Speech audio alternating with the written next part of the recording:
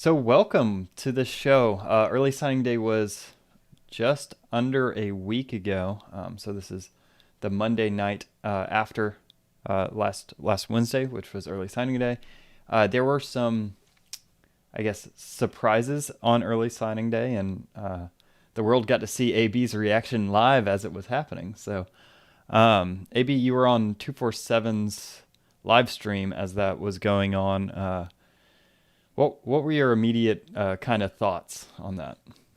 Well, so word started getting out. Obviously I was on the Tom Hawk Nation Discord and kind of on our Slack and on the website following along of kind of what the news of the day was and what was going on, and had some ideas of what was kind of going down. They had missed out on Tyrese West or Tyree West Tyree West, earlier. yeah. Yeah, Tyree West earlier in the morning, which was a recruitment they kind of expected to go their way. And I had some skepticism leading up to the week and really two and a half weeks prior to that, that I was leery that they were capable of taking the information that they were giving, processing that information, and making a calculated guess of where kids were going. Had kind of heard some things that made me skeptical that they were going to be able to really have a peg on where guys were going, and unfortunately, that turned out to be true. So do you think kids were just lying to them and they weren't reading it well, or do you Um, think they were just I th- reading too much, being I too think optimistic? I think there was some. I think that there was some over optimistic, or maybe that's not the right way to phrase that, but over. I think that they thought they had better relationships with some kids than they did. Um, I think, yeah, I'm sure there was definitely some lying and some deceit at play. Um, I think that NLI was a or NIL or whatever the hell it is was a big issue for them. Yeah. Um, I kind of got the impression that certain teams might have been swooping in late with lucrative deals, and Florida State was not yeah, prepared for that. and some states were better prepared to do that kind of stuff. Florida State really, from the coaching aspect, could not be hands on at all with NIL. They couldn't tell kids what they were going to be able to do for them and that kind of stuff because of state law. Other states did not have that law, which obviously set them up at a disadvantage. But Florida State's been way behind on all the NIL stuff anyway. Even though they had a head start, they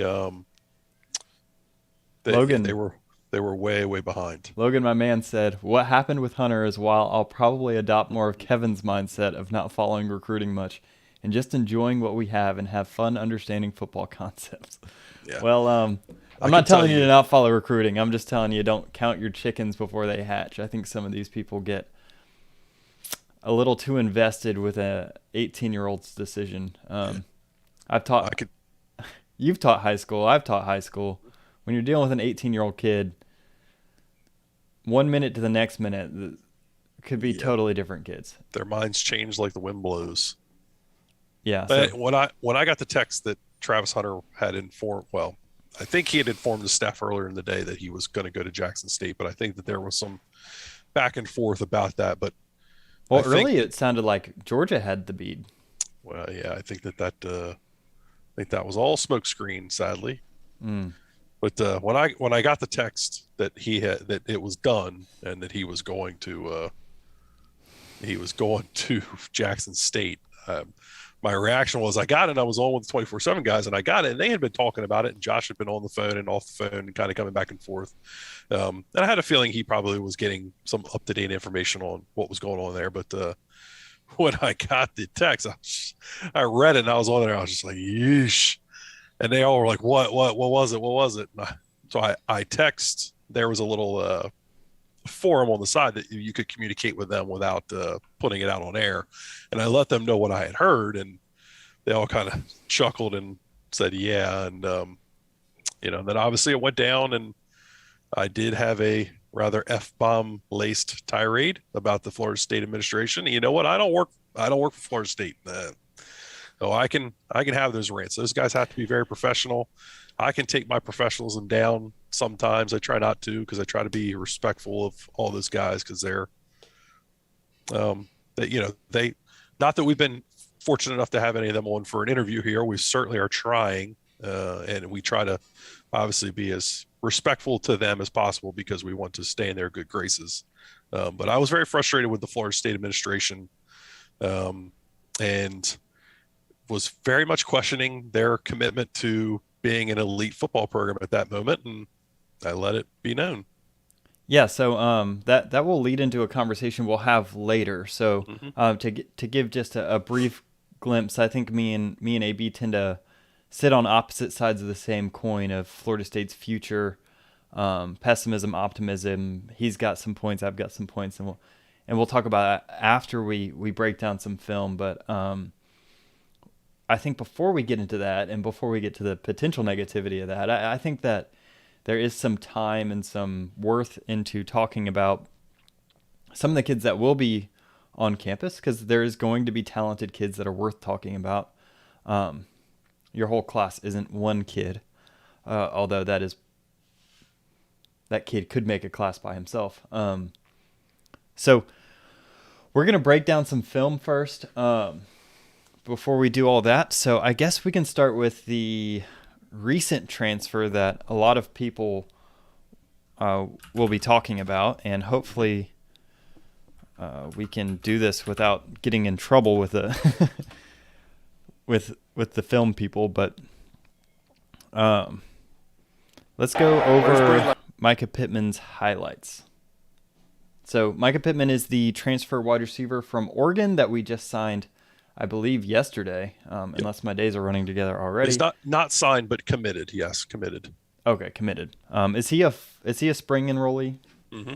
Yep. He says he'll be here in January. Okay, so he should be here in a couple weeks. So without further ado, let's jump into the film and see kind of what we see. Okay, so Sometimes you gotta find him. He's number 4 on the film. A lot of times he lines up at the slot. Sometimes he's out wide. So when I watched the film, this is one that immediately stood out to me because this is similar to a route concept FSU likes to run. So you've got this is kind of a 4 verticals type look, but so you got everybody kind of running off here, but he's in the slot here. They've got him manned on this safety practically. Oh, I guess he's this guy. This middle slot here. Yeah, and I guess this is a nickel. And he beats him over the top. And obviously, this is an NFL quarterback making a good throw here, but he's able to get separation over the top against a nickel corner, which is something that we haven't really been seeing. So, yeah, it's we saw some of the lack of physicality. We pointed that out at times. He's a thicker kid. Yeah, built very much like Ja'Kai Douglas. Yeah, I thought so. I thought he was a rich man's Ja'Kai Douglas. I think he's got a little more speed than Ja'Kai. I think he's a little thicker, a little stronger, a little more of a complete player. I think right now Ja'Kai is a guy that can go deep, and that's what he does best. Whereas you've seen Pittman catch a slant, you've seen him go deep, you've seen him catch a little smoke screen there. You see him on a slant again. He seems to be comfortable in traffic, which is nice. A good hands catcher. He doesn't let the ball get it all the way into his body. He runs solid routes. Yeah, he tracks the ball pretty well, which is good. Seems to have good body control. I think good. I think in an ideal world, he's a kid that you'd want as your number 2 receiver. I don't think he's a guy that you want to necessarily have to match up against top corners all day and expect to win, but he's a very, very solid piece. There's a nice little zone sit down in a Rose Bowl game. Again, he's got an NFL, one of the best young NFL quarterbacks in the game thrown to him there. It's kind of funny how Mario Cristobal really wasted Justin Herbert, but that's another story for another day. That might be something we talk a little bit more about later. Yeah, here's a great go route, tracks the ball really well in the air. Great catch. Yeah, absolutely great catch. But he was a guy who freshman year had a decent year for them, and then obviously the COVID year, which guys all handled that very much differently.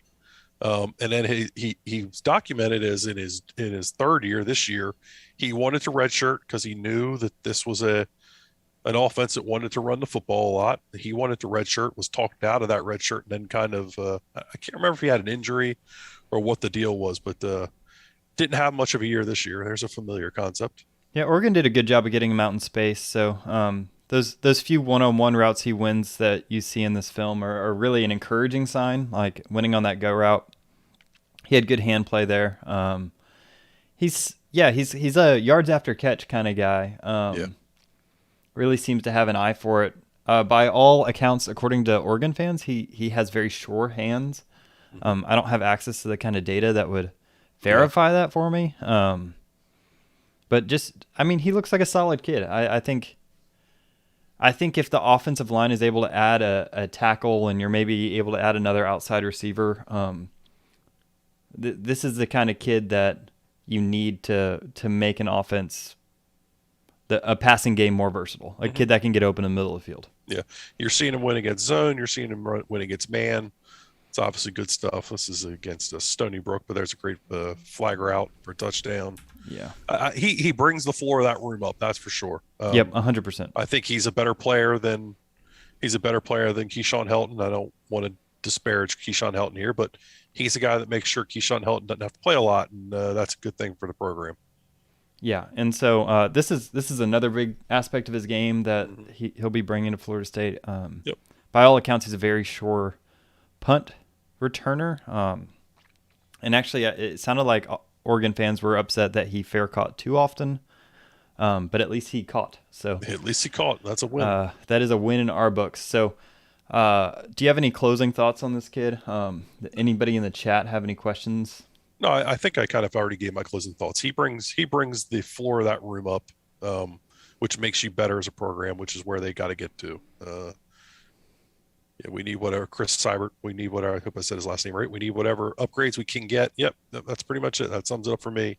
This is another speed guy to go with Douglas, to pair with McLean and Burrell and those bigger body guys that you can throw out there and let him get going.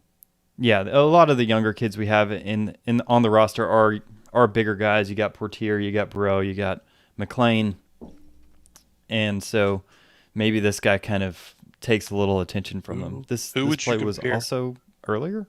Yeah, they kind of recap a few plays. Was he coming off an injury? I thought he had an injury this year, but I don't think it's anything major. Who would you compare Anthony Brown to? I think that's the Oregon quarterback. And is Travis an upgrade for Pittman? Honestly, I didn't watch enough Oregon to be able to tell you whether Anthony Brown was any good or not. I just don't care about Oregon. I don't pay that much attention to them. I think the Jordans continue to improve. Look, like you said, it never happens. Yeah, you're welcome, man. I think he's also going to be in an offense that's more willing to allow Jordan Travis to throw the ball. I don't think Oregon really wanted that. Cristobal's not really a kind of guy that wants to open up the offense in that way. So right. Logan had a decent question here. I'm gonna kick it Brendan Sonnone style. Buyer Sonnone, Pittman being the leading receiver next year. I can't think of a number one receiver we have. McLean hasn't proven himself enough yet. I'm actually going to sell that. I think that they're going to bring another guy in that will have that number one caliber receiver. So I don't think that Pittman's going to be the number one, but I think Pittman's going to have a decent year. I think if they've shown they can scheme these guys open on wheel routes and stuff. They're going to find ways to get him the ball deep down the field. I think if Pittman's your number two receiver, you're having a good offensive year. Mm-hmm. Yep. I think you're pretty pleased with your offensive output if Pittman's your number two receiver. Yep, I agree. Whether that's McLean stepping up or you get a true number one in the transfer portal. Yep. But either way, I'm stoked about Pittman. I think that's a big get. I think that's a floor you need to be raised.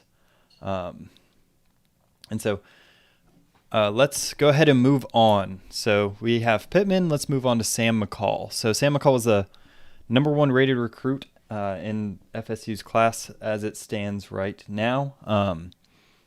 And tell me a little bit about Sam McCall. Yeah, he's going to come in and play corner early. He's a dual position kind of guy. He could play wide receiver for you, or he could play in the secondary. Sadly, we couldn't get his senior film. I wish he had his senior highlights up. Sam had he had some good stuff this year.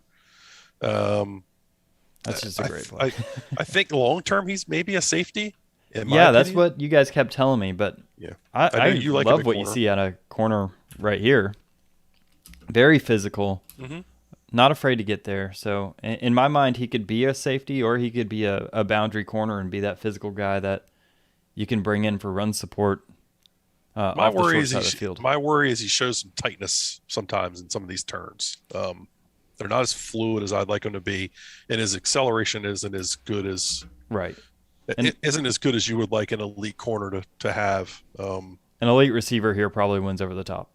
Yeah, and we've seen that from him in 7-on-7s, and we saw Travis Hunter, which, not to bring up that name, but we saw him beat McCall down the field in some of the summer camp stuff that they went against each other.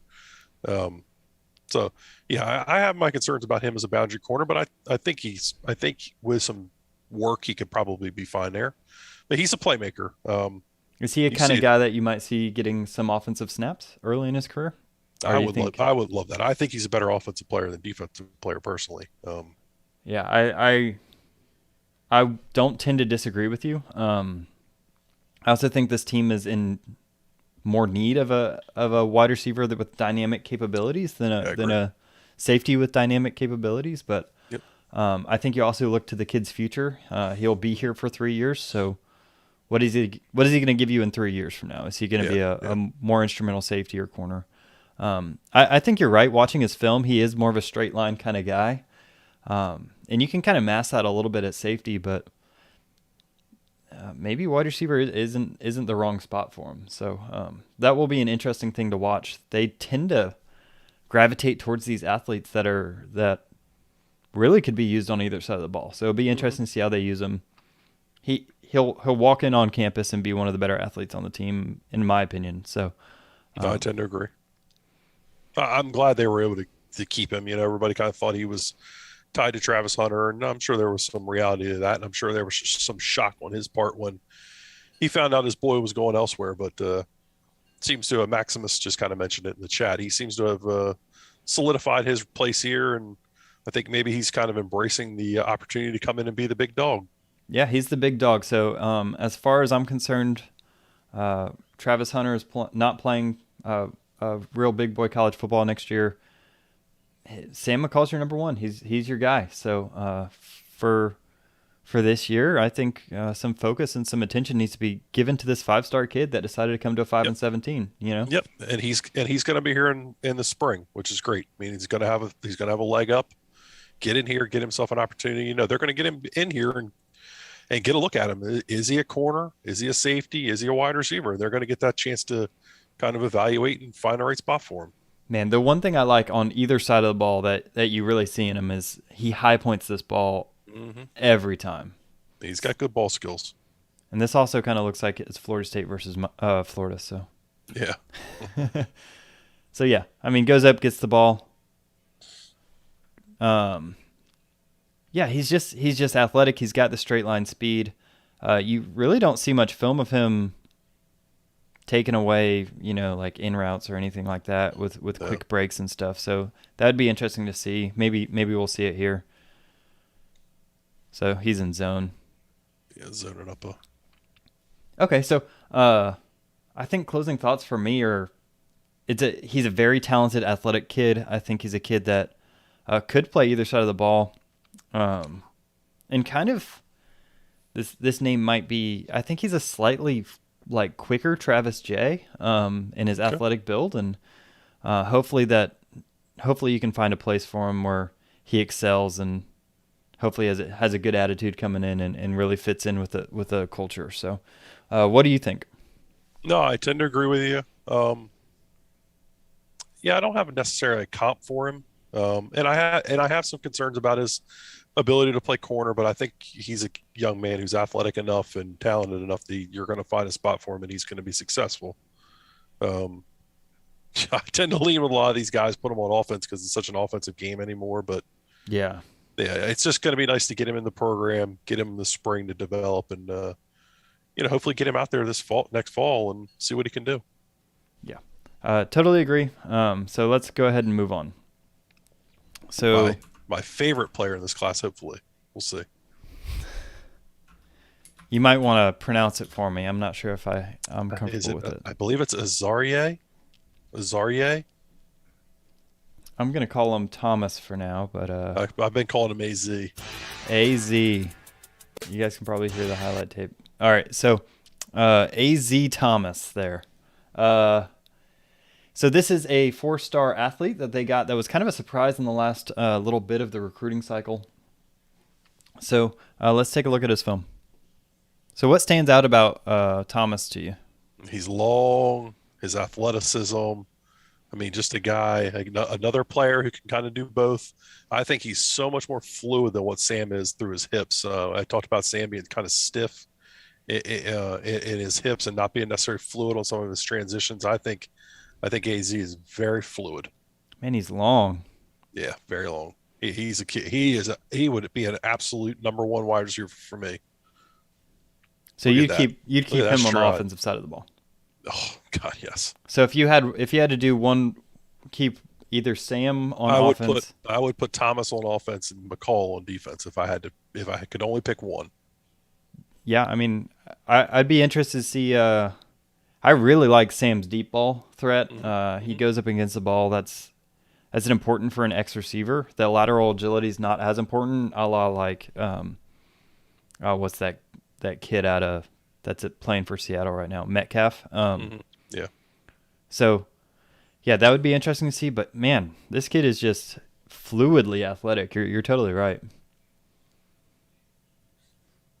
This looks like the same team. and they have intentions of playing him on offense this year. Okay. Norvell has stated. I mean, here's some good look at him at the corner. Him high pointing the ball. So there you go. Come on. This was a huge pickup. This was a big get. Yeah, this is a get you don't see the fan base talking about very often. I mean, his brother was one of the best safeties in America at Georgia Tech, Azareyeh Thomas. Oh, really? That's his brother. Oh, that guy's a stud. Yeah. So I'll take anybody from that bloodline. It gives you an idea of what his pedigree is. Yeah. No, that kid's the one kid you have to worry about on Georgia Tech on either side of the ball, really. Yeah. Now that they're losing that running back. Yeah. So fluidly athletic, really quick kid. This is his senior film, so if we're comparing him directly to Travis, he does have the advantage of a few months on him. But so here's some clips of him playing defense. If he were to play defense, do you keep him at corner or do you move him more to a safety? I think he's more of a corner than McCall is personally, just because of how fluid he is. Yeah, he is, and he's long. That's what a lot of people are looking for. So that might be a consideration later in his career. You know, he could be a top 15 wide receiver, but with length like that, he's got a really high ceiling as a corner as well. So would have liked to see him lay the lumber a little bit more here, but ideally at corner. I'm going to say something stupid here, and that's fine. I can say something stupid. I'm allowed. He looks physically, just body type wise and kind of length, he looks like Jalen Ramsey to me. I'm not saying he plays like Jalen Ramsey, but he just kind of body wise, he reminds me of Jalen. Yeah, when Jalen was coming out of high school. That length, the levers, kind of the height. Yeah. I'm not saying he's going to be Jalen. Jalen's obviously the best corner in the world, and that's kind of what I was saying was he's got probably a higher ceiling at corner than he does. I think so. On offense. So, but for our team right now, for FSU's team right now, he is. They're dying for someone like this on the outside that can win these balls consistently. So, do you think he was a little underrated at a high 4-star, or do you think it's probably about appropriate? Probably pretty appropriate. Fair enough. So yeah, this is a really fun kid to watch. Another one of these kids that Norvell picks up that just seems to be a dual side athlete, just like McCall. It seems like there's a trend there. He wants these kids that if they're going to do one thing well, they do all things well. He wants football players, and he wants people that kind of just understand and know the game. So absolutely. Encouraging sign. I think it's one of those things that people do not talk about or give this class enough credit for, which is finding these kids and bringing in high 4 stars and 5 stars to a 5-7 team. So, who is the last one up? Yes. How can I forget? Mr. Legacy himself. Yes, the only thing that let me sleep on Wednesday night last week. So Julian Armella. So he's got some kind of. Let's look at his junior year highlights. To say, does he have some individual? Yeah, he has individual games, but let's go to a bigger. So he's a big boy, 6'7". He's transformed his body. I mean, he's probably down to 285, 290 now, just really kind of ripped up. Yeah. He's done a nice job of developing himself into more of a tackle. He's not gonna look his tackle body type in his junior clips as he does as a senior.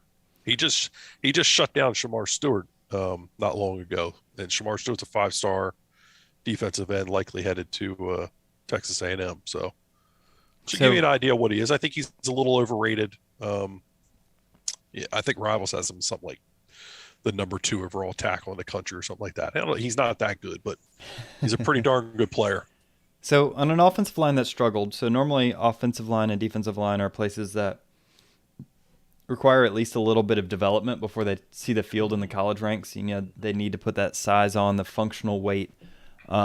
Is he the kind of kid that you see getting snaps early, or do you think he's another one of those developmental kids that you're going to see kind of really blossoming 3 or 4 years down the road? Yeah, I think he's a guy that's going to need a red shirt and, develop his body.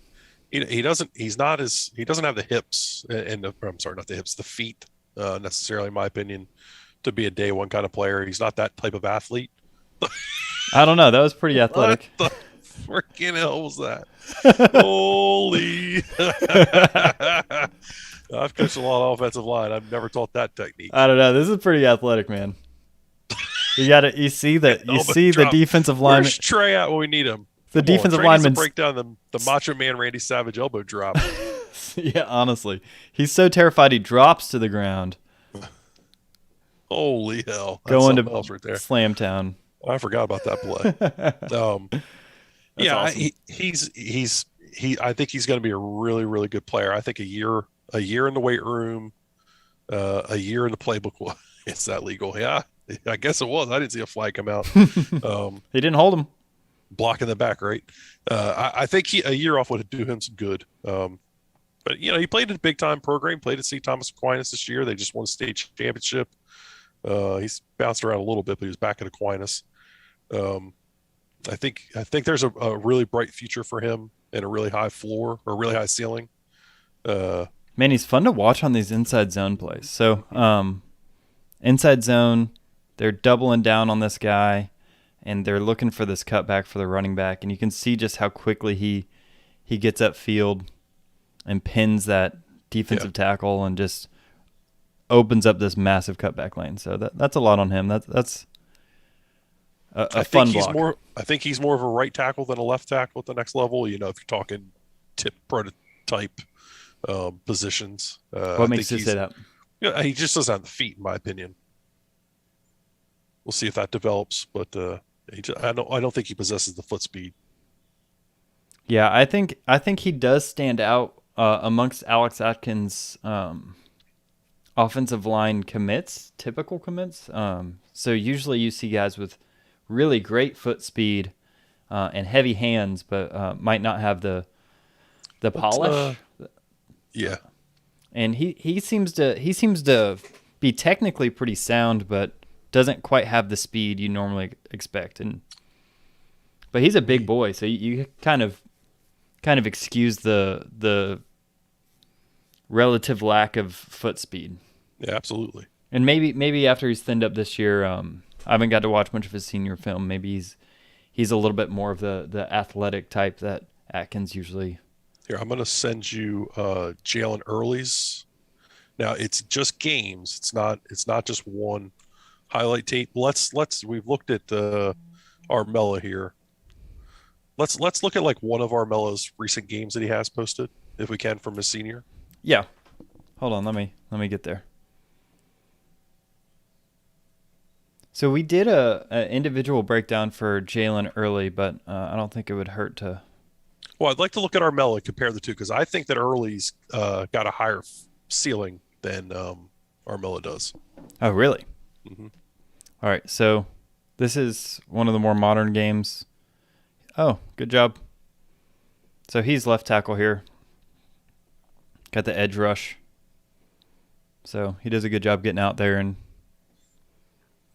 he kind of gets off balance a little bit, but yep. He does his job. You can see he lacks that speed, in my opinion. He lacks that speed to be able to get into his drop. Having to go so wide like that's not necessarily ideal. Right. Ideally, and that kid's trying to run around him, but ideally you drop back and you let this guy run a circle instead of lunging, and it does seem a little bit like he's trying to catch him before he can beat him around the edge.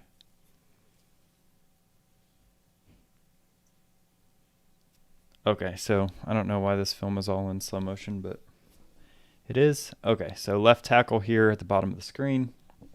Let's watch.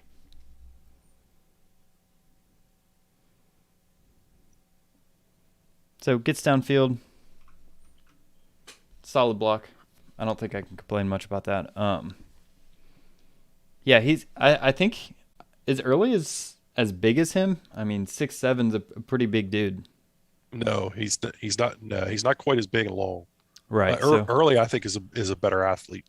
Right. That's kind of what I was saying about Armella, is he just doesn't stand out as quite the athlete as Early, but he might have more NFL measurables, to be honest. Yeah, I don't disagree. But we're not in the business of NFL. We're in the business of college football. One thing Julian will do is move you. He does not mind getting involved in the run game. Yeah, I see that. No, that's what I was saying earlier. I really like him in the backside of that inside zone. So He's got some talent. Whether or not he's got the high end to be an elite pass blocker is still to be determined. So let's watch a game of Jalen Early.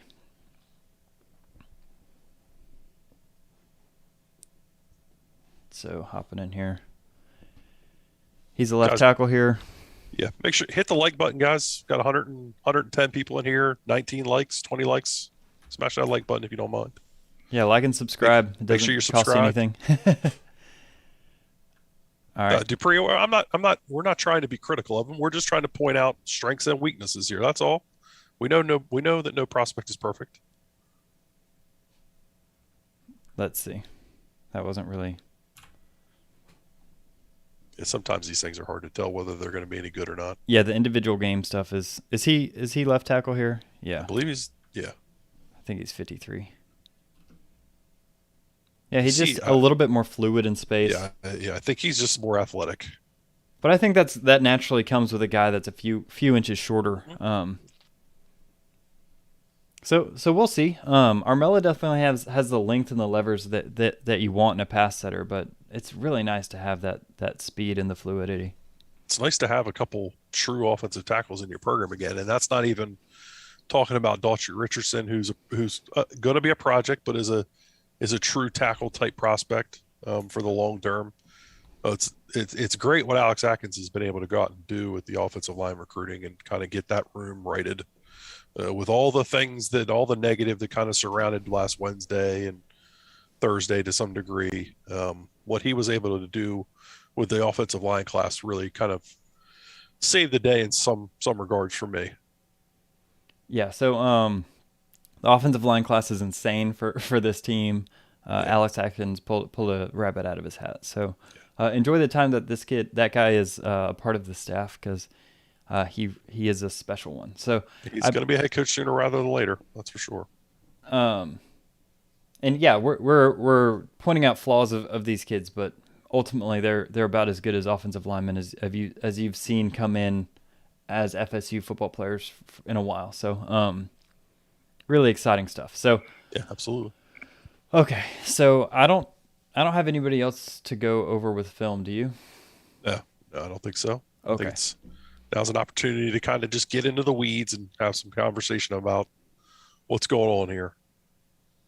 Um, yeah. So tell me your perspective on kind of how NIL is affecting Florida State, how we stand in this environment, kind of the feel you're getting from your sources. Yeah. So NIL, I mean, Florida State, uh, they were hindered by the state of Florida. With the coaching staff really couldn't be the ones that were promoting it. And they couldn't really, the school itself couldn't really be the ones that were, I believe that's how it was written anyway. I could be wrong about this. I'm kind of dumb on some of this stuff. So I do let some of the more intelligent people that kind of have their hands in this stuff talk about it a little bit deeper, but I'm going to give my thoughts. So the staff couldn't really promote NIL from my understanding. They couldn't really be involved in it.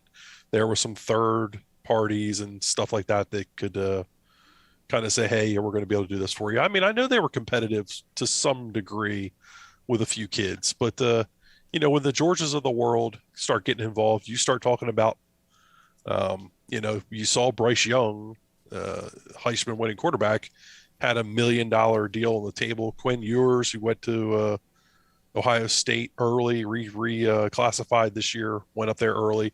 He had $1 million offer on the table for NIL that was tied to playing time and that kind of stuff, which was one of the reasons why he's now back in Texas, going to enroll at Texas. So Florida State, sadly,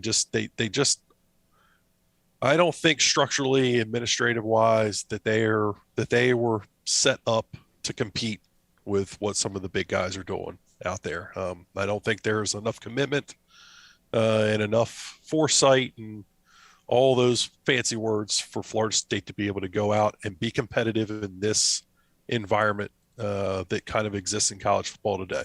So It doesn't mean that they can't get there. Hopefully, with Michael Alford playing a bigger role, that will change. But right now, they're not there, and that's a problem. So NIL, just for those of you that are unaware of college football, kind of what's happening. So it's a recent rule change in college football where players can profit off their name, image, likeness. That's what NIL stands for. And so a lot of these schools that have older booster bases, older alumni bases, longer established programs may naturally have a leg up. In addition, Florida State didn't seem fully prepared for this rule change, and that's kind of what AB's alluding to, is that basically the Wild West was instituted in college football with no regulation, and it seems like there may be a potential lack of true investment in some parts of the program. True investment's been a problem for a while now. I mean, it's been an issue. I mean, it is. Yeah, Jimbo talked about it, and Jimbo had his own issues. That's a whole nother can of worms, obviously. But yeah, I mean, Jimbo was concerned about the commitment of this program to succeed at the highest rate. This is a young football program, a younger alumni base without some of the billionaire donors that some of these schools are throwing out there. I mean, you hear about things at Miami, some of Mario Cristobal's billionaire friends that are kind of funding that program right now. Florida State doesn't have that, and it is an issue, but I think it's one they can overcome. But it's one that leadership's got to kind of embrace and say, we're gonna find ways to get this done. We're gonna commit the resources and allocate people to getting this job done. I think, they took a step in the right direction with naming Michael Alford the athletic director. But they've got some house cleaning that they need to do with some of the good old boy network in that athletic department specifically before I think that they're going to be able to take a step really kind of back into relevance. So we're going to see whether that gets done or not. That's a big deal for me. I'm paying a lot of attention to kind of some of the off-field moves that get made this year. I know a lot of people are going to point to Ron Dugans and when's he getting fired and all that stuff. That really has less. I'm really paying a lot less attention to that and more attention to Some of the recruiting room moves that need to get made. There's some guys in there that need to lose their job. I know Bud Elliott certainly talked about it. I talked about it on the 24/7 live stream during signing day. There's guys in there that spend way more time trying to make sure people think that they're doing a really good job and that people have interest in them in the SEC than they do actually doing their job. So it's a problem. It's one that's got to get fixed. If it doesn't get fixed, then we're gonna kind of stay where we are. Yeah. So and by stay where you are, I assume you mean not stay at 5-7, but kind of reach a ceiling before we would like to reach. I think it's pretty clear that this is not a 5-7 program after they get over this. So Coach AB disappeared. But I'll kind of give my take on it while AB's gone. So Florida State doesn't look to be prepared to play with the big dogs, as AB was implying. And by big dogs, he means top 5, top 10. So your Texas A&M's, Alabama's, Georgia's. Yeah, I'm not going to include Jackson State in the look. That Travis Hunter stuff is a whole other can of worms. That was. You just had a freak occurrence happen against you. That's I don't see that as an indictment on. That was people at Deion Sanders trying to boost Deion Sanders up to make him seem like he's some legit football coach. Yeah, Deion. I'm going to withhold my opinion on Deion Sanders because I don't want to invite. Look what just happened. He had a more talented team than what was it, South Carolina State, and they got the doors blown off. So I'm, that guy's going to get somebody some sanctions, and it is what it is. Georgia Ron, no one cares if you're a Power 5 recruiter. These 18-year-old kids don't care if you were at Alabama 10 years ago. They care about what money comes through the door. And if they're better raising funds than Mike Norvell and getting those funds to the correct people, then it's getting to a point where you got to just learn to play the game. I don't know. I think you have a chance to out-recruit those guys, but they definitely have the experience to walk in and know what an SEC team is like from the inside. And so that is definitely an advantage. But I think Mike can recruit. I think he is very organized and very forward thinking on ways to establish relationships with kids. I think he's got to get some better people surrounding him. I think he's got to get some more resources in the recruiting room. I think and better people kind of on his staff that do a better job of reading the room and connecting to people. I think that's a must for them to take a next step in recruiting. But again, I mean, you had the 13th ranked class. There's holes, there's problems. I don't think that they did a good enough job with their board. Wide receiver being a big issue. Defensive end, I don't think they had enough backup options at defensive end, at wide receiver, and at linebacker. I think you began the process of fixing the linebacker issue. I do think Randy Shannon's an upgrade. I think you could have upgraded more, but I'm okay with Randy Shannon coming in because I think that I do think he has some South Florida ties. I don't think they're as good as people maybe have been given him credit for. But I do think he works really well with Adam Fuller, and I think that that's important for the defense to continue to kind of grow. I mean, I think Dugans has got to go. I don't think that they've shown any progress on the field. I don't think you've recruited well off the field. He had issues at Miami with guys being able to catch the football. We've seen that at Florida State. I don't think him staying is a good thing for Florida State. I think that you're probably going to see him trying to find opportunities for another job, and he's out of his contract January 31st if he can't. So I know everybody's very impatient. We want to get rid of him now. We've got to get rid of him now. I think it's okay if he's here through January 31st. I don't think it's the end of the world. Yeah, if they plan on getting rid of him, you have to understand they're vetting options. They're not just sitting with their hands on their, sitting on their hands and saying, I don't know what to do because what if he does? If he's gone, he's gone, and they know kind of where they're going to go to try to replace him. So yeah. Message retracted. So I don't think I'm not sure Peter Work's the answer. I don't know what kind of coaching resume he's got. I know people love to throw the former players out there. A lot of times, former players aren't the answer. I think you could do better than Peter Work at wide receiver coach personally. I mean, let's separate this idea that just because you did something means that you're good at coaching it or teaching it. Mm-hmm. The best coach to ever coach football, in my opinion, played lacrosse in college. So, Yeah. take that for what it's worth. So that's not to say that because you played, you can't be a good coach, but I care way more about your coaching resume than your playing resume when it comes to that particular position. So I think it really depends on what your ideal for this program is. So I grew up in a time. The first season I remember is 2001. So I've never lived in a world where I've never remembered a world where Florida State is consistently elite. So getting back to that would be something that would be nice to see. I just need Florida State to be consistently competing for ACC titles before I talk about beating Georgia in recruiting consistently. Yep. We're just not there. And I think for a 5-7 season, I'm stoked with this recruiting class. I think this is a really solid recruiting class. I'm disappointed with the lack of addressing needs. I think you killed the offensive line, which is great. That room's been rebuilding for the past couple of years and might actually be a strength a year or two from now. It might be a strength this year if you get a good transfer in at tackle, but it's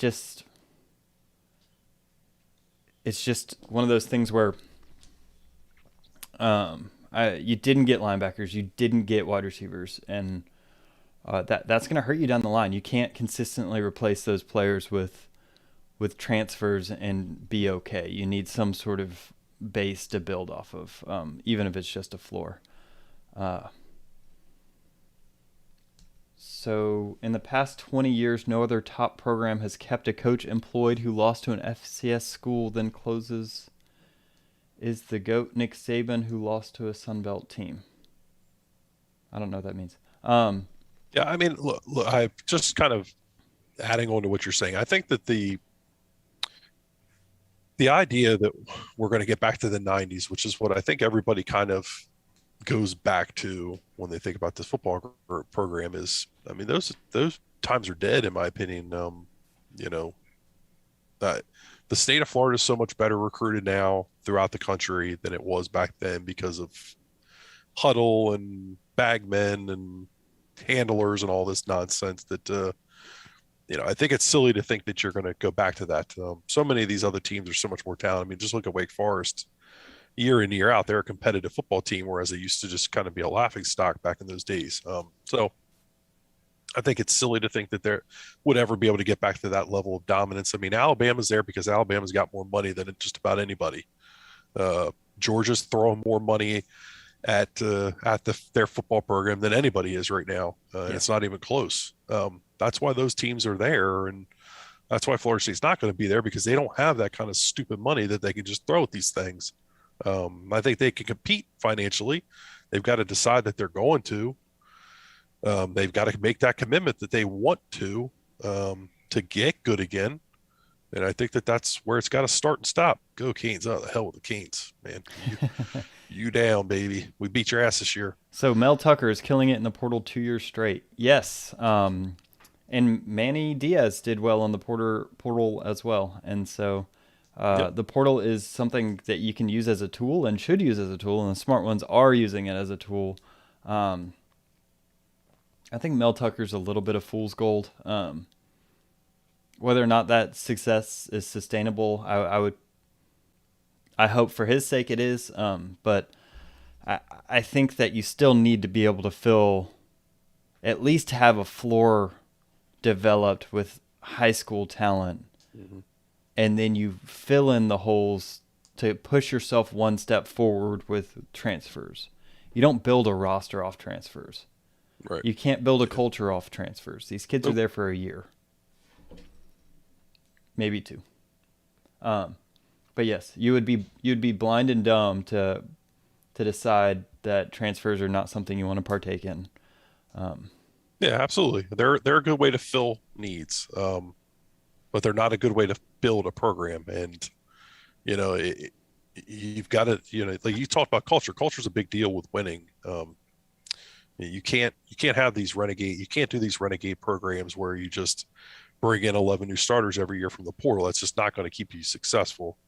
They've got to up the ante in high school recruiting, and they've got to find a way to start winning some more of these battles and kind of being able to read the room a little bit better. And I think some of that's just going to come from increased resources in the recruiting off-field room and some better staff on the coaching staff that kind of know what recruiting is. I think Tony Tokars is a guy that's going to step in for you at quarterback, and I think he's an upgrade um, coaching wise over Kenny Dillingham. I think he's a better technical quarterback coach than Kenny was. What makes you say Uh, that? Because he was a tight end coach at Memphis. yeah, but he's been groomed as a quarterback guy here. I just know some people that know him, and I know some people that have coached with Kenny and know Kenny, and there's some folks that think that Tony was kind of the brains of that operation. So we'll see. I could be wrong. They could be wrong also. Um, but I don't know that Tony's going to be as good a recruiter as Kenny was. But I do think Tony. I know that there's people that think highly of Tony and his potential as a recruiter, but we'll see what he turns into. But you really need to move on from Ron and get more, and you need Coach Yak to give you more. He brought in one running back this year. The Louisiana ties haven't really paid off. I haven't really understood that strategy. That was a I also think ties are overrated. I mean, Napier's a Louisiana guy, right? yeah, I don't think anybody's gonna be too worried that he's a Louisiana guy recruiting in Florida. yeah, Good recruiters make new ties. yeah. I tend to agree. So we've kind of brought up multiple points, and this is kind of a question I have as someone that likes the football side of football more than the recruiting side of football. You've mentioned that you feel like the recruiting staff is lackluster, Mhm. and even position coaches on the staff might be falling behind a little bit.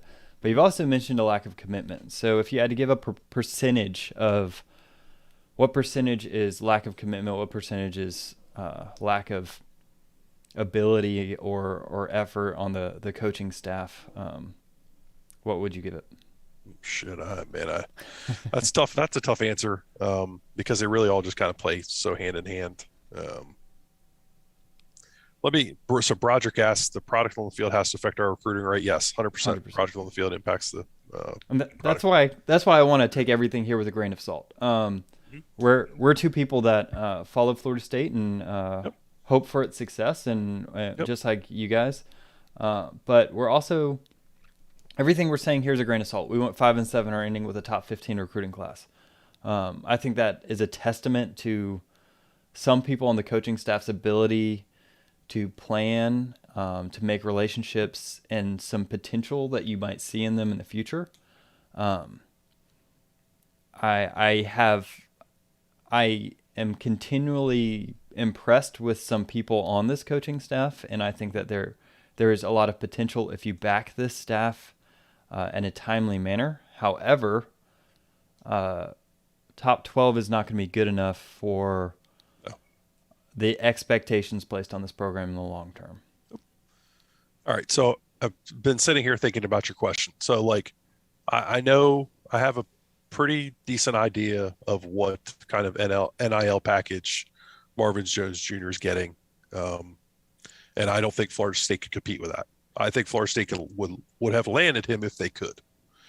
Nigel Kelly, I don't think Florida State could compete But Miami NIL could. wise, but Miami could. Yes, I think the Miami's very committed right now. Um, I think as soon as I, I, Cristobal steps out with 7 wins first year, they're going to be much less committed. I'm not saying whether I agree or disagree. I'm just stating right now. I think that you lost that because of. I think you lost it because Cristobal had the best relationship with him, but I also think you lost it because ultimately I don't think you were able to compete. No In one that in Miami in that get area. injured. I uh, I Go to think Fort that Lauderdale. I think that Travis Hunter is a seminal if you can compete. I was told he let somebody on the staff know this is life changing. I can't pass this up. Whether that's true or not, I don't know. You know how these things go. Dion says there's nothing there, and he ain't paying no players, and yada yada yada. So, all this stuff is a grain of salt, like you said. I just think that ultimately NIL was a really, really big deal with this National Signing Day. There's a reason you saw Texas A&M, Georgia, Alabama have the success that they did, and it's not because they're the nicest guys. Yeah, it took the shady stuff happening below ground and it's just put it on the surface. Yep.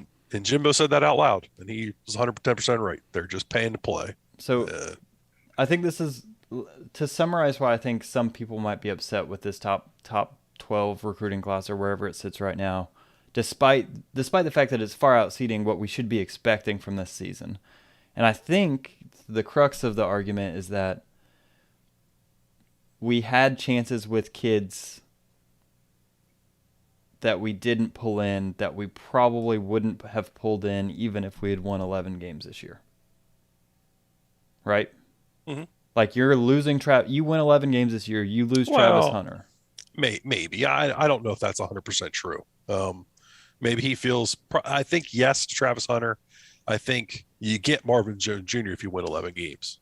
I don't think that all those things are true. I do think that there's some kids that didn't come. I think there's some kids that would have felt better about the potential of your program had you won 11 games. There's other kids that are chasing the bag. I mean, it is what it is. Okay. So, it seems like a lot of people, the upset people, the people like yourself who kind of don't feel super optimistic about what's happened over this past week is you've kind of seen a ceiling potentially to where this program is at, beyond the 5 and 7 recruiting class, whatever. Yeah, I'm kind of the opinion that I want to see a top 15 Florida State team. If you can continually bring in top 15, top 10 recruiting classes and get us to top 15, I think you see a lot more commitment from this fan base. You see it at games. When Florida State has something, just anything go right for them, this fan base is so hungry to be successful again. I think that the commitment from the fan base would increase our recruiting prowess as much as anything. Here's my issue with that statement. I think you're 110% right. You've seen the commitment. Look at Notre Dame. Look at the Miami game. You've seen this fan base answer the bell time and time again when there's something to hope for with this football program. Well, why the hell can't the university get out of the way and get it right and continue to push those boundaries? There's no reason that you can't be fully committed for this football program and this fan base that keeps giving back to you every chance you get. The major booster push that's going on in this fan base over this last year has been huge and gotten them back to kind of respectable ranks where they were earlier, back in the early teens. It really is bullshit, in my opinion, if the university doesn't step up and say we're going to commit the resources needed. And I'm not saying whether they are. I don't know whether they're going to. I wish I did. I'm like everybody in this chat right now that wants to have that hope that they're going to show that the admin's going to show up and do what they need to do to make sure this program gets back to where it needs to be. I don't know, but they owe that to this fan base, in my opinion. Yeah, I think I totally agree. They owe it to this town.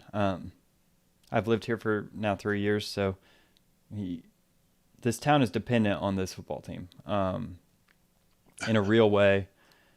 So I think overall, I think Florida State set themselves up to take a step forward next year. I think depending on how the transfer portal plays out, I think you need another wide receiver. I think you need a linebacker. You need 2 defensive ends. And you need 2 defensive ends. If you're able to get those, you take a step forward. And I think you make a bowl game and you don't worry about it. Yeah. But that's the danger of living off the portal. You got to have a kid that leaves this school and shows up at the right time. The only thing that I will say is that this is one of those years that becomes a defining year in Norvell's tenure, right? Yeah. Now he's got majority kids on his team. Do you take a step forward? Do you continue building the identity you had last year? Do you beat these rivals that should be in rebuilding years? Right.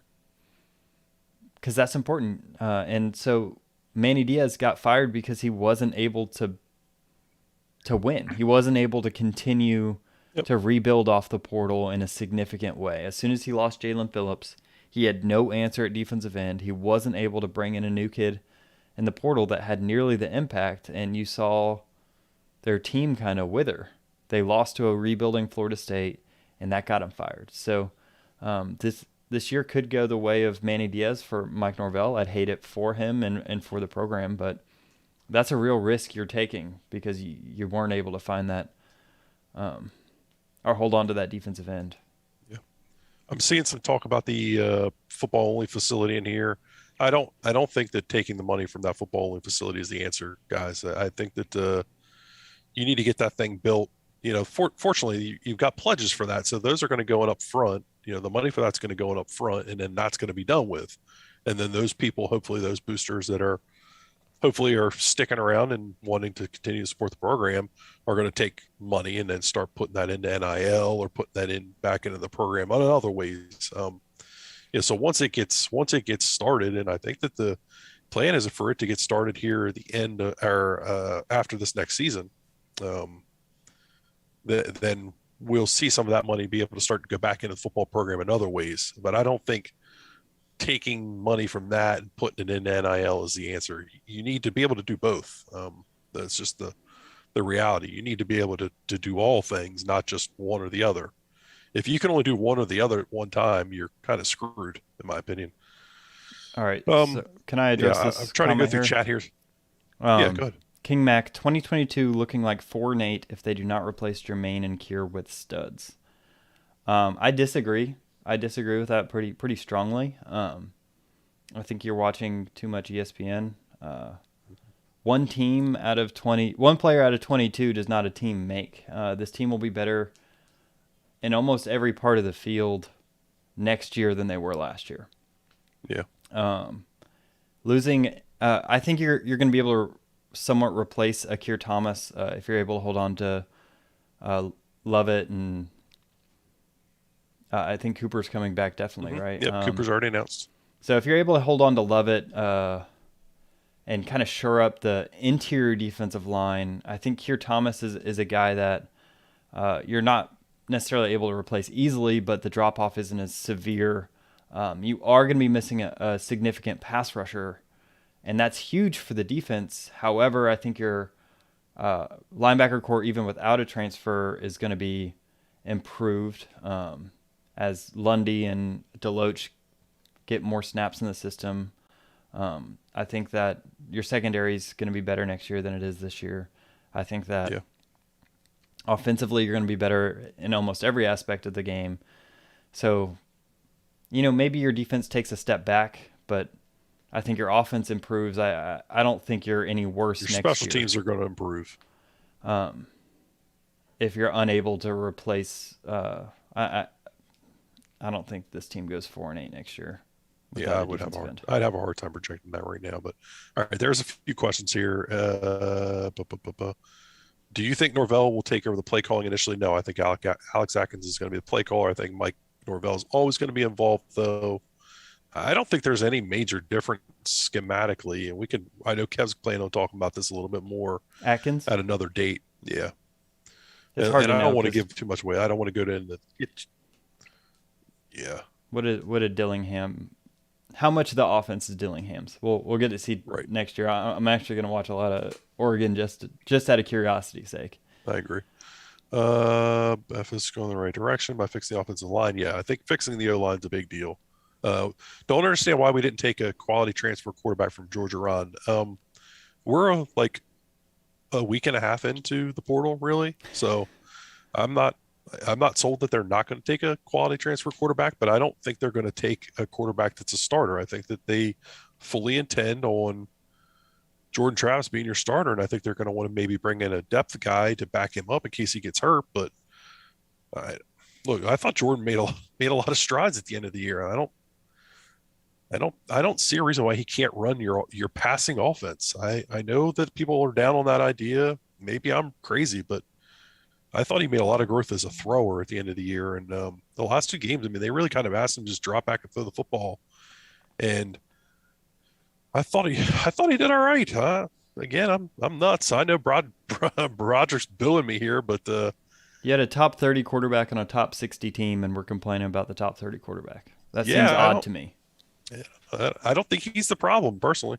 I think you got to get the wide receivers fixed, and you got to get this O-line right. And yeah, I think you'll be okay. I think he can go out there and do it for you, but I do need somebody in there that can step in for him when he gets hurt. Yeah, that's the concern. The potential he gets hurt is high. It always is.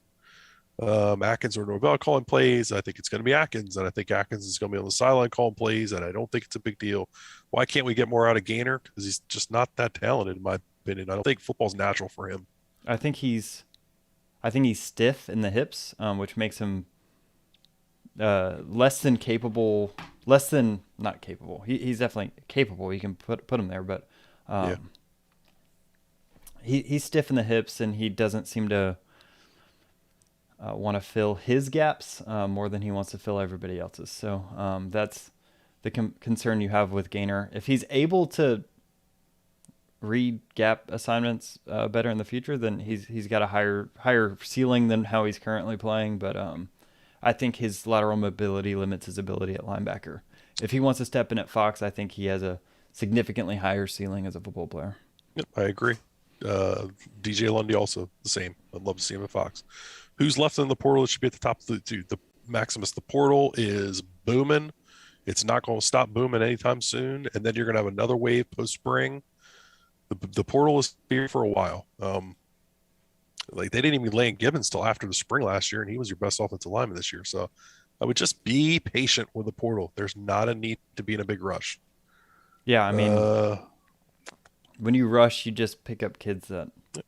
What do you think record will be for 2022 season? I have no clue because I don't even know what the roster is going to look like yet. Yeah, we'll see how the transfer portal addresses some needs before we can make that prediction. There's a lot of big time quarterbacks coming back that they got to play. That's a problem. It is.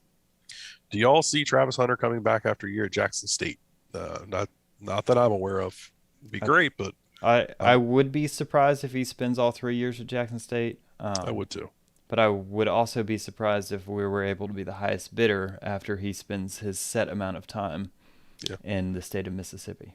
Ron, I know that Josh Newberg was reporting that they passed on the Johnson brothers. I don't think that that's accurate totally from what I've heard. And I would never say that Josh isn't telling the truth or anything like that because Josh is obviously one of the best in the business, in my opinion. And we have our show has a great relationship with those guys and with Josh. I had heard some stuff that they thought that Jake Johnson maybe was going to visit that weekend prior to early signing day, and they did kind of try. I just don't think it really went anywhere for him.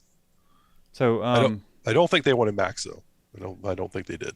Panama Jack, let me address this because I know you're just kind of trying to troll, but backwards thinking to me is giving a head coach a 1-year verbal extension after coming off a 5-7 season team and losing to an FCS team at home. Backwards thinking. Okay, so the 5-7, the comparisons to Willie Taggart,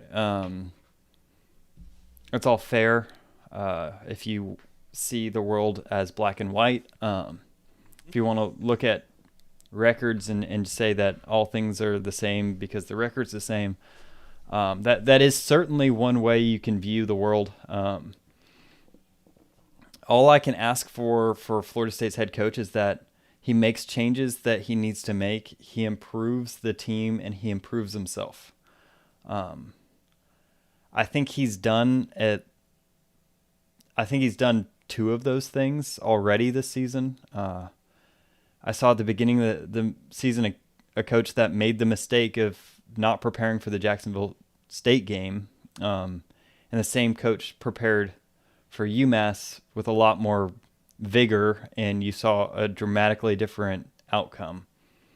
So you have a guy that's willing to change and willing to learn and improve. So that's a positive.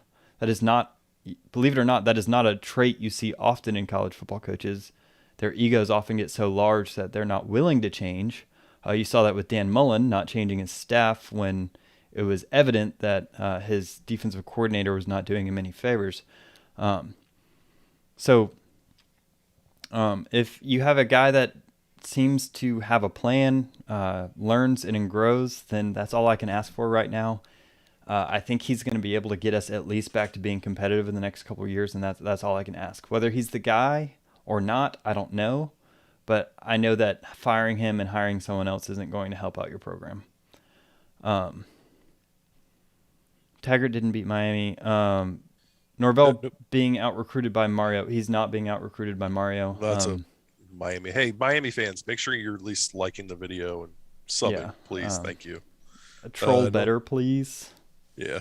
I mean, good job coming to troll when the guy you're making fun of beat you guys this year. So. Yeah, I mean. And then turning it into thank you because you got our head coach fired. I love that one too. We've seen our fair 4-star transition class players have fun. So, yeah. Do you think the staff really, Coach Yak, will go after any LSU wideouts in the portal? I couldn't tell you, man. I don't always understand their process with the portal, but look, those guys are in the portal a lot of times for a reason. So you have to remember that. Thank you, New King God. Yeah. We try our best. Thanks, man. buddy. But we did beat you. It says Florida State versus Miami, 4th and 14. Y'all couldn't stop that. So what do you think of Dugan? Should we replace him? Yes, 100%. Yep. I don't think there's any reason to keep him. Yeah, we've been kind of saying that since the preseason. Dude, y'all are just now getting on our level about the fire Dugan. Yeah. If you don't believe in Coach Norvell, stop watching what he does. I was rooting for Taggart when he was here, and I'm rooting for Coach Norvell. Well said, Mike. Thank you. Mike always in the house. Yeah, I mean, cheer for your guy, right? He's our guy. As long as he's here, you have no say of whether he's here or not. You can be upset. Here's a good one, Kev. This is one that I think is right up your alley. Georgia Ron. The staff pisses me off sometimes. Why not pursue Max? 27 touchdowns and 6 interceptions. Why is Max Johnson not better than Jordan Travis, Kev? Oh, is that their question? No, I'm asking you that question. Why is he not better than Jordan Travis? Mm-hmm. He might be better than Jordan Travis.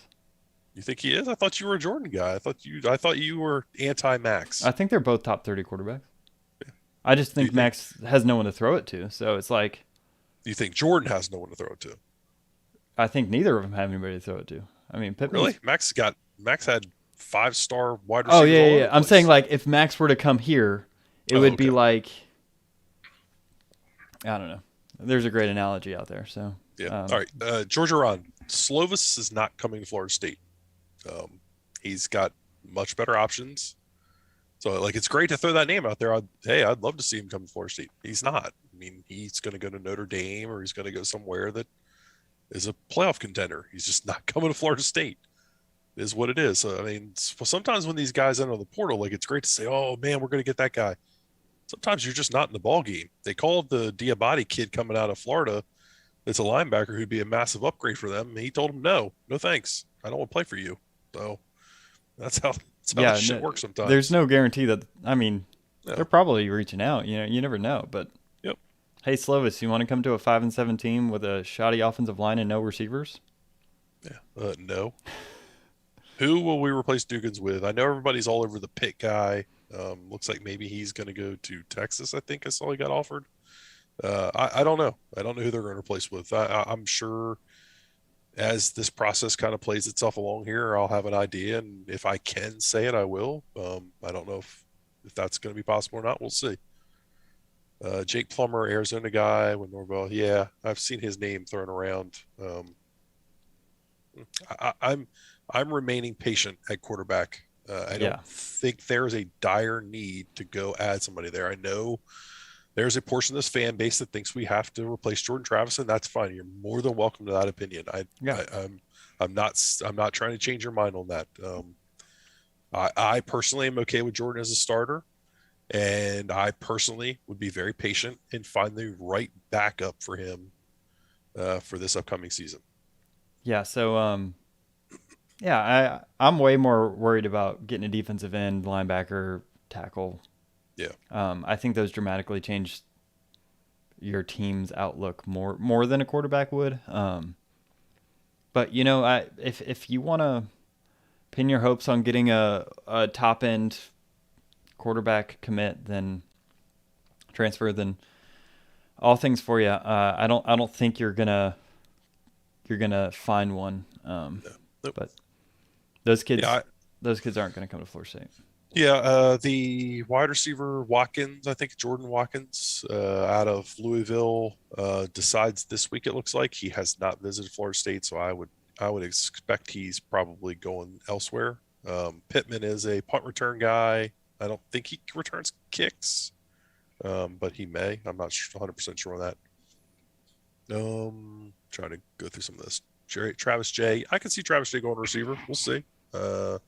I don't think he's got great ball skills, which worries me about him becoming a wide receiver, but you never know. Yeah, I mean, I wouldn't be upset at it. He's got a athleticism and a frame. He's a kid that I said preseason that I thought has all the athleticism in the world. He just doesn't have a natural position on defense. So hopefully things iron out for him and he can find a spot. Y'all don't think the Virginia Tech transfer quarterback would be a good backup for y'all? Good enough to push Travis, but not really a threat. Sure. I think that's exactly the kind of kid that you'll probably end up with. Yeah. If I were to guess, I think Norvell knows that this next year is kind of a prove it year in a way. Like, can you get to a bowl? Can you show more improvement? Can you get us into that top 40-ish range on advanced metrics? And taking a risk on a kid that's already flamed out at another school as your quarterback is generally not what you want to do if you have a year where you need to just prove something. You need to win some football games. Yeah. But yeah, I mean, sure. If you can, like, if a top 10 quarterback goes in the portal and you can pick him up. I mean, Yeah. No one's saying otherwise. Logan seems like FSU's best shot at landing transfer studs, is like how it was with Jermaine Johnson. I think they got a really good shot at the Verse kid. I think he's a stud. I think they got a good shot at him. We'll see if they can get the job done. The schedule's weak. We has to win. At least the schedule's not weak next year. It is. Have you seen the quarterbacks they play? It is like the quintessential ACC schedule where you have like 10 teams that aren't automatic wins or automatic losses, but they're like there. They're just solid teams that are just annoying to have to play. I agree. Yeah, none of the ACC quarterbacks decided to go pro for whatever reason this year. I think Sam Howell decided to go pro, right?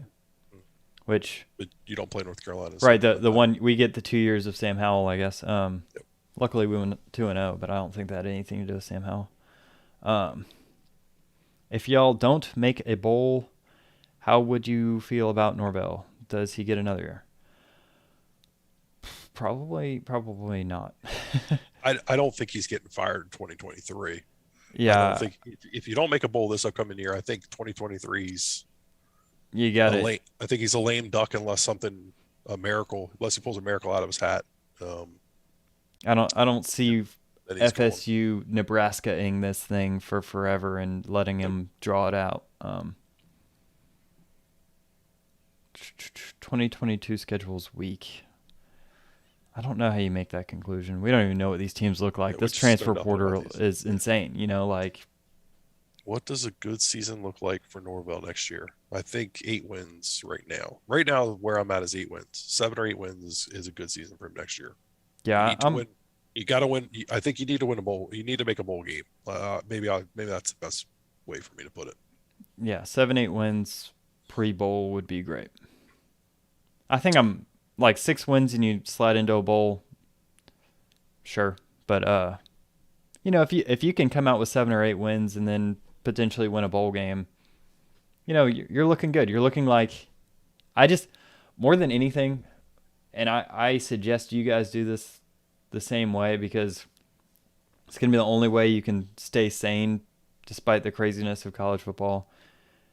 Try to see if they're improving in the advanced metrics. And I think Brendan Sinone's done a great job of tweeting out a lot of these things to kind of keep the fan base up. But you just need to improve. Right at the end of the day, wins and losses are one thing, but is this coach getting the team better? Because if he's not, that's when you need to cut ties. Yeah. Is it Dugan's not coaching the wide receivers how to separate on routes, or our O-line not holding up in pass protection, or our quarterback not good running of the ball? I'm puzzled who to blame for it's a talent issue at wide receiver, in my opinion. Then it's a coaching issue. I don't think Dugan's teaches them how to run routes really very well. But also at the amount of time that Dugan's has been here, it's his fault for not addressing the talent issue. Yeah, absolutely. Yeah, I agree. It's just not a very talented room, ultimately. Yeah, I think I agree with you. I think you have some kids that are quick and could potentially thrive if they had some other really top-notch talent around them. I'm talking about like Helton and Wilson, but I think that on their own they're not capable of holding up a whole wide receiver room on their own. So agreed. Khalil, did you guys catch Mortimer's comments on this decommitment? He said the offense ran too much, basically. Yeah, and I thought that was comical because Louisville's in some like dynamic passing attack. Louisville's like the closest analog to us you could find in the ACC currently. That was the dumbest thing I've ever seen.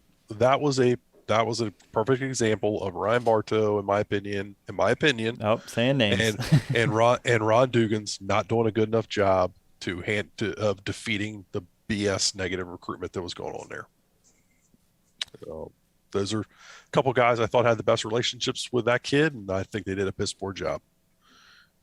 Guys know how I feel about Norvell. Not sold on him, but I do think he can develop players. Yeah, I don't know. I mean, I said it last year that I thought Mike was going to be a guy that came in here for like 4 years and got the talent of the program kind of stabilized and back up, and then was going to go off somewhere else, and somebody else was going to come in here and kind of follow it up and take it to the next step. I don't feel necessarily different about that statement, especially after this signing day. We're going to ultimately find out, though. I mean, it's been 3 years, hasn't it? No, it's been two seasons. It's only been 2 years. 2 seasons, yeah. Yeah. COVID was a long time. Yep. So we're going to see, and I think ultimately it's what freaking commitment are you going to get from this administration? Because I think that plays a much bigger factor than people have wanted to discuss for a while. I think there's a reason you've seen a very winning head coach start to fall apart. Some of that's on him and his off-field mess. Then you saw Willie come in and be an absolute mess, and you're seeing a mess with Mike Norvell. There's a reason for that, and it's not all on those guys.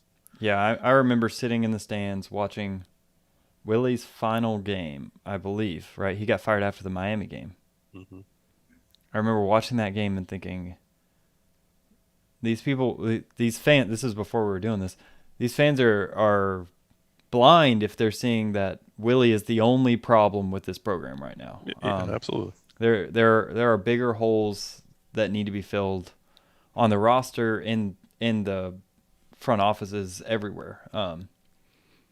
I think Norvell has shown the organization to potentially pull some of that up around him. But it's yet to be seen if he doesn't get the support, he's not gonna. You can't compete with Florida and Miami trying to go all out if you just have one head coach that's trying to hold up a program. Yep.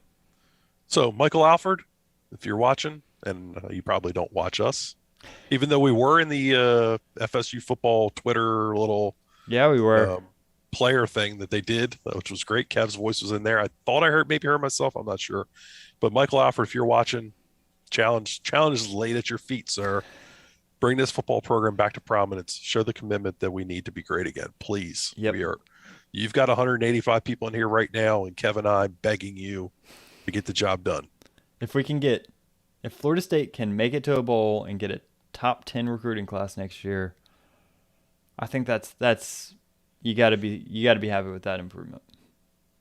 The narrative, okay, from Broderick, Coach AB, that is the narrative. We got a wide receiver at quarterback. I think that's very false. A wide receiver at quarterback? I guess he's saying that people think Jordan's a wide receiver. I don't know. What a weird statement. If he's anything, he's a running back. Yeah. Which coach has more pressure on them, Mario or Riley? Mario, 100%. Mario or Lincoln Riley? Riley. Oh, Lincoln. You just paid an athletic director $3 million, which was an absurd amount. There's a hell of a lot of expectations on Mario. Look, USC just has money to blow. They've got that money. Miami's siphoning money from hospitals to pay people. Like, one of them has way more pressure. Yeah, I agree. Keep trying to have a lot of our problems above the coaching staff. Yes, Khalil, 100%. And what's Khalil? I know you're on a lot of these platforms. I've seen you in Nolecast chats. I've seen you on a lot of these different ones. War Chant. You notice that War Chant, Nolecast, 24/7 Sports on the bench. They all say the same stuff. That so much of this is an administrative issue and has been an administrative issue. We're not the only ones saying that. We're not the only ones telling you that. So, yeah, I mean, it's a problem that's got to get fixed. And again, I'll say it again, Michael Alford, the job's yours. I mean, you got the job. You need to come in here, and the good old boy network's got to get out of that athletic program, and we got to get people in here that are forward thinking, because college football is changing by the second, not by the minute, not by the hour, not by the day, by the second. So I'm just thinking of there's a comment about getting rid of Dillingham being a positive. But so I'm not going to give too much away, but I know that Atkins likes using tight ends, maybe even more than Norvell. So do you think that is a portal need by this staff, or do you think you're going to see your boy Jackson West take a step up and be serviceable in the tight end room? Because you're losing Young, right? Jordan Wilson. Sorry. Yeah, he's going. I would have liked to have seen, if you could have gotten Jake Johnson, I would have liked to see he could have come in and been a day one impact starter for you. You've got so many freaking bodies on scholarship in that position as it is. It's would be difficult for me to bring in a portal kid. I think you kind of got to ride with what you got. Cam McDonald announced he's coming back. He's serviceable at best. I think you like Jackson West. You need to give him a chance to see what he can do. Yeah, he didn't get too many snaps last year, did he? He didn't get any from what I remember, maybe one or two. But I think he's a guy that they like, and a guy that's got a nice ceiling. They need to figure it out with him. I don't think I think if you could get a guy that could come in and be a day one player for you, then yes, you go get one. But if not, I mean, if all you got out there is bodies, then I wouldn't waste a spot. Yeah. So the coaching of some of these guys, I think you do see a step up with the wide receiver room. I don't really see it possible that you see a step back. Yeah, I agree. But I think it was encouraging to see Douglas kind of find a spot at the end of the season. McLean looked pretty decent. You just need one more transfer potentially to really up the potential of the room. But at the end of the day, I think our offensive line is going to be a above average ACC offensive line. I think our running game is going to be really solid as long as Jordan Travis stays healthy. Yep. Which means that if you're able to run the football, you just need one guy that can win one-on-ones. You need one guy that's going to win those one-on-ones every time. And hopefully you get that guy. Yeah. Yep. Or he develops. I don't know. Do you think Alford is going to do anything drastic? You would need to define drastic for me. I think there's going to be change, though. I think that personally there's going to be change, and I think there's going to be commitment to doing what you need to do from a program standpoint. But they got to prove it. So it's on them. Is Malik that guy? Malik McLean? Mm-hmm. I don't think Malik's a number one receiver personally. I think he's a little stiff. I don't think he's I don't love those long striders. He's kind of a long strider. I don't think that I think they got to be elite athletes to really pan out and be true number one receivers. I'm not sure he's that athletic, but we'll see. Atkins chance? on the staff 2 years from now. I think it's probably 0 personally. 2 years? Mm-hmm. 23, 24. Yeah, I think by 25 he's off somewhere Yeah, I was else. gonna say 50% because I think he either leaves 2 years or 3 years. I think he's gone, but he might be gone a year from now. He might be gone a month from now. You never know. Someone could Yeah, you just never come know. in. All the money get thrown around. Right. Um, Off-field budget and reorg. Drastic, probably not. I do think he does some stuff though. We'll see. Guys like Ingram, Ingram's kind of the guy that I listen to the most on that kind of stuff. I think Ingram's really tied into what's going on off the field with his football program. Not to say, I'm not trying to plug another show, but I can admit my weaknesses, and that's not an area that I'm necessarily strong at. I think Ingram's very, very intelligent in that regard, and I pay a lot of attention to what he has to say on that kind of stuff. So yeah, if you guys don't listen to people, he's a guy to listen to on what's going on off the field. yeah. Hopefully, if you're here, you care about the game. Yep. That's what we're experts in, Mm-hmm. or we feel like we're experts in, is talking about football on a level that most other people don't have the freedom, I guess, to talk about. Yeah, we try not to do a lot of these because we like to be more X's and O's oriented, but we felt like this kind of fit with what's going on right now, and I think it's a good opportunity for you guys to come in here and let it out a little bit of what you feel like's going on with the program, and let us let it out sometimes too, because we are fans also, and we want to be able to show you guys that some. Does FSU need a transfer running back? I probably wouldn't waste the scholarship, to be honest with you. I think Toa Philly's going to kind of learn from some of the mistakes that he made this year. He made a lot of kind of young mistakes. And so I think he's going to be a good 1-2 punch. Yeah, I think I think Rodney Hill will be able to give you some snaps this year. And I know that they like DJ Williams. They really wanted to get him more touches last year. It just didn't kind of play out because you were getting such good production out of Jay Sean Corbin. So I expect him to take a step forward. I expect Tollfield to take a step forward, and I expect Ward to be a nice complement to those guys. New King God, what other teams do y'all follow? So that might be a question for AB. I follow coaches. I don't really follow teams. Coaches, I don't know. I don't, my number 2 is Georgia Tech, but I could care less what Jeff Collins is doing because he's ran that program into the dirt and he's got the worst freaking, I don't know. But, I fanboy with some air raid stuff naturally, so I watch a lot of that. Western Kentucky was a lot of fun to watch this year. I've always been a Willie Fritz guy who Atkins is off the Willie Fritz tree. So Willie Fritz is the head coach at Tulane. I started watching him when he was at Georgia Southern, which is where my sister went to school. So big into that coaching tree, kind of the spread. It's like a spread triple option look. So yeah, that's kind of where I'm at. I watch Florida State and only Florida State. Yeah. That's all I care about. Yeah. That's the truth. I mean, I'll watch other college football games, but I bleed garnet and gold and have for a really long time, and that ain't changing. So, yep. I used to be really into the Boise State when they had Kellen Moore. Kellen Moore, being a 6 foot tall quarterback in high school, Kellen Moore was my idol growing up. So that might be weird to hear, but I know Kevin wanted the OC from UNC when Dillingham left. Phil Longo. Look, Phil Longo knows how to coach an offense. Whether he can recruit and do everything else you need. He would not fit with Mike. Yeah, they have very different styles.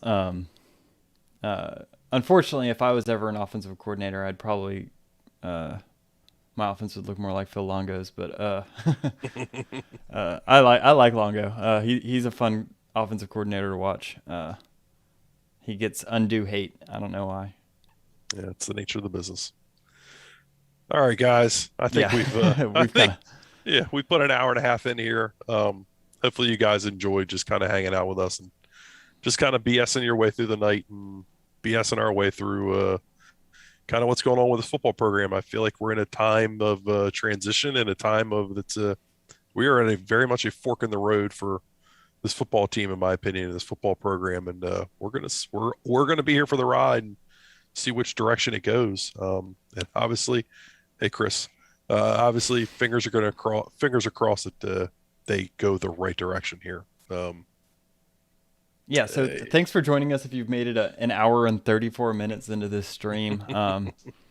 Yeah, so we've only gotten a significant drop off as soon as I started talking about other football teams. So thanks for joining us. We're going to step out here and yeah, we'll have a show probably.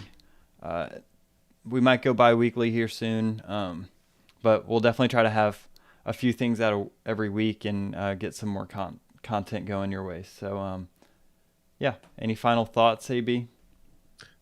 no. I think my final thoughts are: I hope everybody has a happy holidays, whatever it is you choose to celebrate at this time of the year. Hope you guys are with your loved ones, and it's been a hectic week, but ultimately, um, it's not about us. It's about these football players and everything that's kind of going on with them. And just to have a Merry Christmas, Happy Hanukkah, Happy Kwanzaa, all the above, whatever you choose to celebrate.